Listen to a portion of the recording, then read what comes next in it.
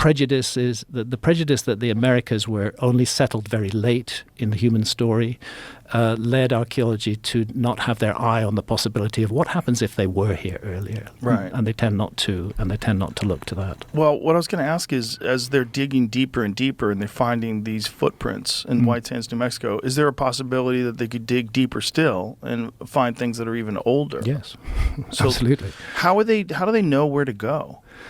It was found by accident. The first footprints were found completely by accident, and they were found by indigenous local people who alerted the National Park Service to them, and we have a number of indigenous spokespeople who speak to the White Sands mystery and how it feels for them, the emotional feeling of seeing the footprints of their ancestors from 23,000 years ago.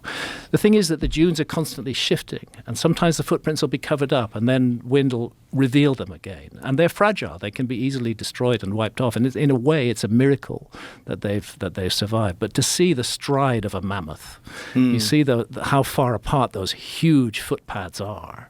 And to realize this thing was alive, this thing existed on this planet, human beings interacted with it. It's a very compelling evidence for an earlier settlement of the Americas. There is some evidence that human beings came across the Bering Land Bridge. Oh, yeah. So that probably means there was people already here and people came here from Asia. Almost certainly. And the way the evidence is looking, it's most likely that South America was settled first, before North America was settled. And that raises all kinds of questions. And we've gone into this in Season 2 of Ancient Apocalypse, primarily to do with the DNA evidence of a direct connection between the peoples of New Guinea and Australia and the peoples of certain tribes in South America. And that's very ancient, very old DNA evidence in South America, but also to do with archaeological sites like Monteverde. I did bring up the issue of Tom Dillahay the last time we were on when Flint was here.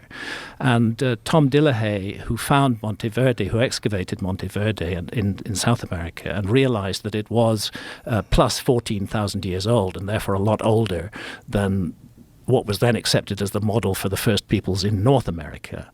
When he put that idea forward, he was eviscerated by his colleagues in archaeology. It took them a decade to come round to accepting that actually he was right. And there are many other sites in South America going back 30+ thousand years. They're all controversial because they conflict with an existing model.